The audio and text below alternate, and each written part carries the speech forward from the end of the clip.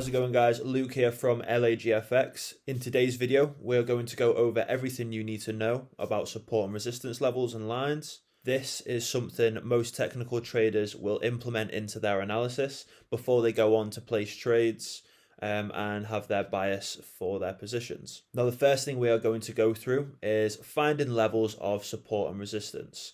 Now, these are going to be horizontal support and resistance lines rather than your typical bullish and bearish trend lines. Now, first and foremost, what is a support and resistance level?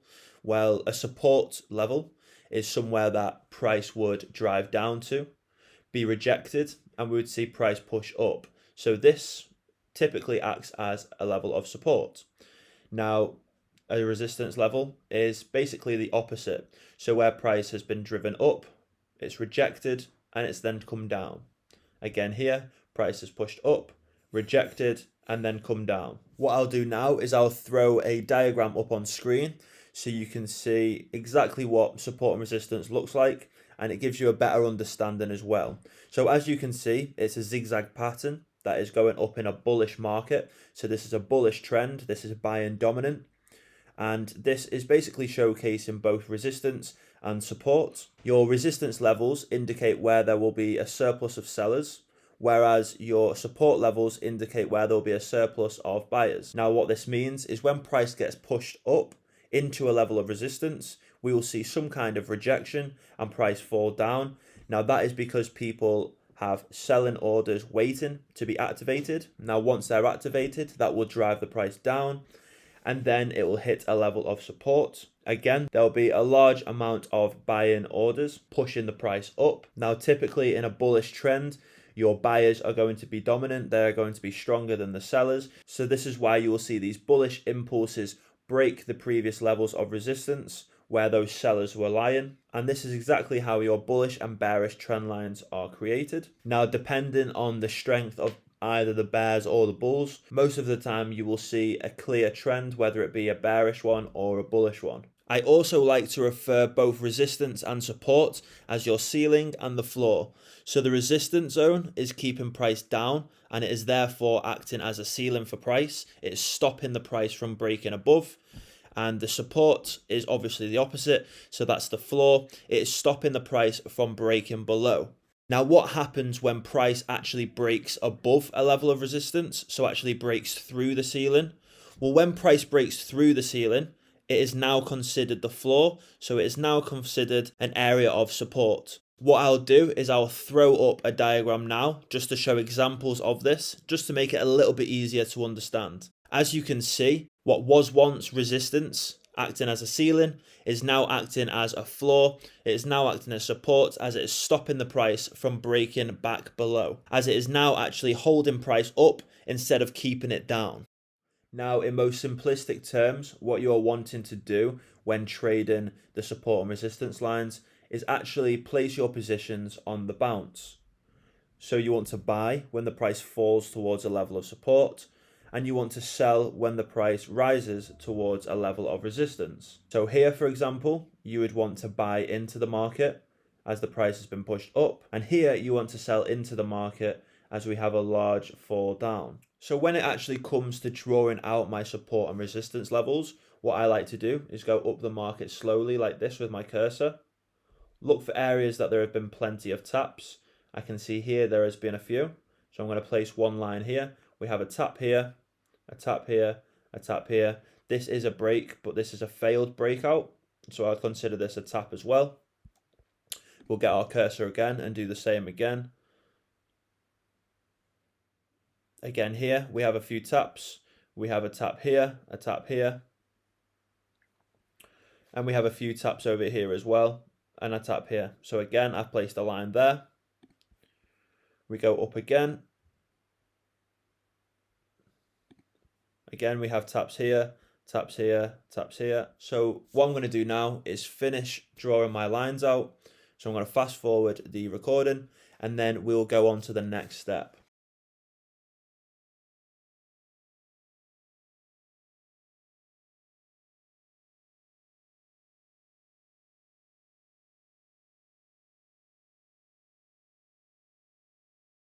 So now that I have drawn out my lines, what I like to do is actually refine them. So what we are looking for now is to basically try and get as many touches as possible with the lines that we have drawn out. So starting with the first one, we're just going to try and move it up slightly, see if we can get any more touches. I believe it was probably best where it was, so we'll just leave that there. We've got 3 or 4 touches there, which is great. Moving on to the next. Can we move this up or down slightly? Probably. I would say so. We've got some touches here, which are great. We've got a touch here, clearing that liquidity. We've got some touches here, a touch here and a touch here. And now we can see prices tapping in also at the moment. Again, with this one, can we move this up or down slightly? I'd say there's probably best. We've got a tap here, taps all here, here and here. Perfect. Again with this one, probably best where it was. We've got taps all here, here, here and here.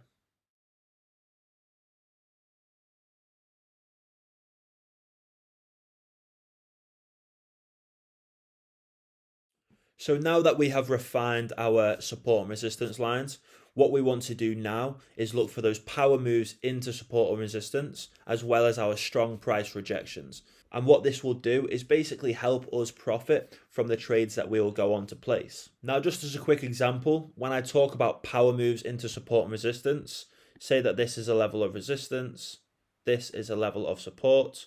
If we just had one power move going straight up, and we had that key rejection, we can then expect price to come straight back down without being interrupted by levels of support and resistance that have been generated throughout this push up. Now, what I mean by this is if we saw price do this, going up slowly into this level of support and resistance, when price comes to reject this area and comes back down, it's not going to just come down without any interruption like so, as all these areas here are acting as support for when price comes down. So these are potential areas at which buy orders could be pending, and it could push the price back up. So when we talk about power moves, we want to see price come up on a nice rally, and this will encourage price to come back down in a nice rally manner as well. Now, the exact same thing applies in a bearish trend or a bearish move down into a level of support. So if we saw a move down like this into a level of support, we can expect that if it does reject and it goes on to set new highs, it's going to have very little interruption, and we can expect a nice move up. Now, alternatively, if price was slowly going down, setting lower highs and lower lows, when it comes to reject this area of support, coming back up, it is going to struggle. Reason why? We could have sell orders waiting here to be activated, and in turn that could interrupt our new buy position and eventually could push the price back down. So that covers tip number 1, looking for those power moves into support and resistance. When we are looking to sell from a level of resistance, we want to see a big push up. And then when we are looking to buy from a level of support, we are looking for those big pushes down into those areas. Now, moving on to the next tip, we have strong price rejections. Now, this can be done by looking at wicks that are left over, like so, seeing how the bulls have tried to drive the price up, failed to do so, leaving a wick, and then it's been followed by a strong bearish candle. This tells us that the bears are now in control of the market. Again here, and here. And alternatively, you can look for candlestick formations like your shooting star, your morning star, your tombstone, your dragonfly, engulfing candles, your tweezer tops and bottoms. There are so many different variations and different types of candlestick formations that you can look out for when it comes to trend reversals. What I can do is I can make a video based on those, and I can go through live examples. If that's something you guys would be interested in, please leave it in the comments below and I'll be sure to make a video on that. But those are just other ways of getting that confirmation you need in order to jump on a trade. So just going back to tip number 1, looking at those power moves into support and resistance, we can see here that we have a power move. We just have a rally of large green candles tapped into a level of support and resistance, one that we haven't marked, and then price has gone and set lower lows and lower highs with very little interruption. Again, I would consider this a power move. We have a lot of green candles rallying up into a level of resistance, and since we have seen price push down, setting new lower lows and new lower highs, again tapping into a level of support here, driving that price back up. Now looking here on the other hand, where we haven't seen those power moves in, yes, we have seen a reversal from this point and price has come down, but it's quickly come back up and then gone on to actually break this level of resistance. So I can't stress enough, when you are looking to trade from these reversals, please look for those power moves up into those support and resistance levels in order to have that volatility and that strength upon that rejection. So the last tip that I can offer you guys when it comes to trading reversals from support and resistance is the longer away, the better. Now what I mean by that is, using this as a key example, as you can see, it's taken a very long time for price to tap into this level of resistance, and we have gone on to see a very sharp descent. Reason being is, through this time price has traveled up. We have seen many people place buy and sell orders into the market. Now sellers will be getting knocked out, buyers will be entering in, which will be pushing the price up more and more. We will have take profits set here from the buyers that have bought in during this rally up. We'll have a big backlog of sell orders waiting to be activated for the push down. So if you can imagine, as time goes on, people are buying into the market, pushing the price up.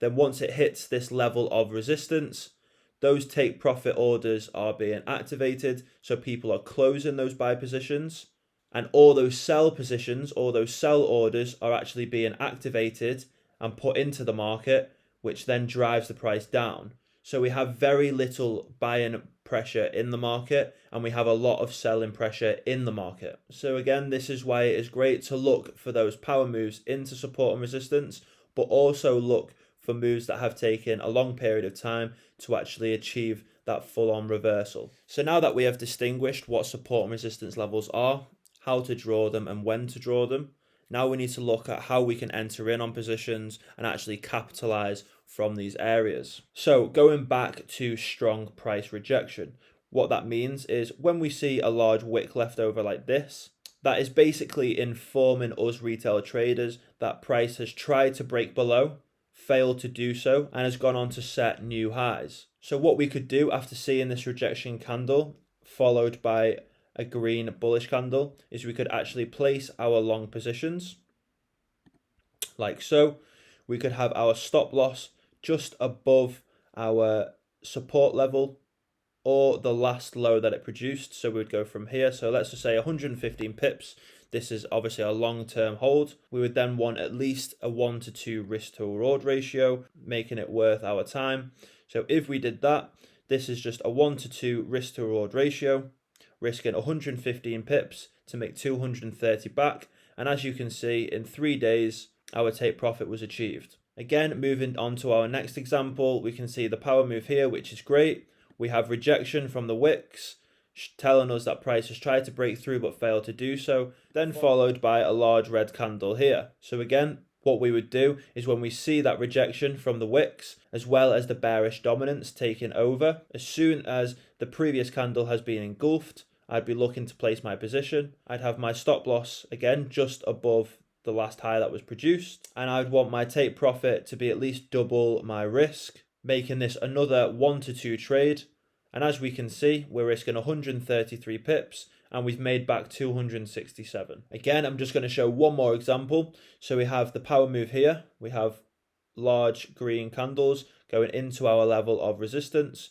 We have rejection, followed by some more rejection with this large red candle here.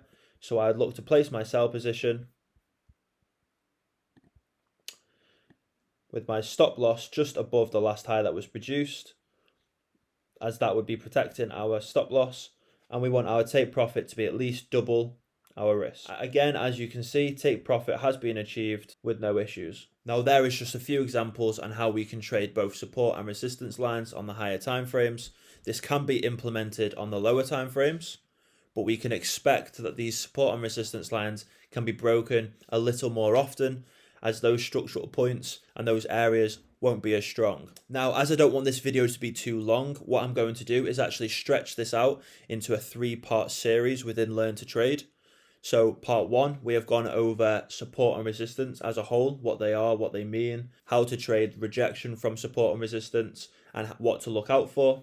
Part 2, we are going to go over breakouts and how we can trade breakouts of support and resistance. And then part 3, we will go over support and resistance within trend lines and channels. Now, I hope this video makes sense for you guys. If you are having any trouble understanding anything we have spoken about, please drop a comment below and I will talk you through it. If you have enjoyed the video, again, please leave it a like. It means a lot. And if you have any feedback on the things I've gone through today, please drop a comment below. I would love to hear anything you've got to say. Now, I just want to say a massive thank you for watching, and I'll catch you guys in the next Learn to Trade video.